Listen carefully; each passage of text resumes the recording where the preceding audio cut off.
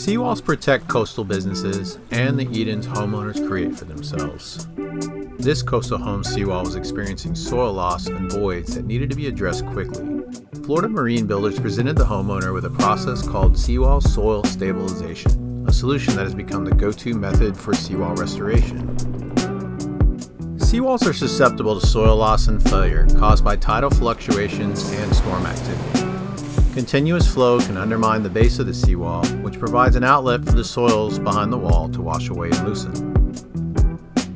Florida Marine Builders help stabilize the compromised soils using the NCFI Terra-Lok Single Component Polyurethane. The process works by injecting the single component polyurethane at depths where it can fully permeate the loose soils and voids.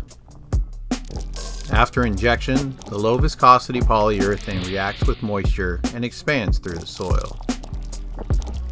The injections are gradually pulled up to higher depths in order to ensure maximum coverage and treatment. The injections are made at predetermined weak locations along the entire length of the seawall.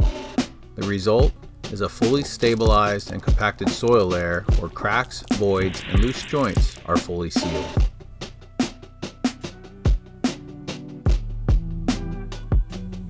Florida Marine Builders were armed with a variety of tools to help make this project an efficient success. The first was the Terrapin, the all-terrain workflow system that is built to mobilize single-component projects quickly and remotely.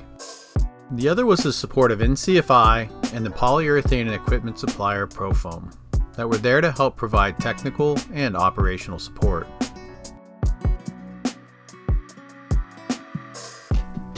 Seawall repair has never been easier or more efficient. With contractors like Florida Marine Builders and tools like the Terrapin, the Terra-Lok Single Component Polyurethane, and the technical support to make it all reality, seawalls across the United States are going to experience a restoration revolution.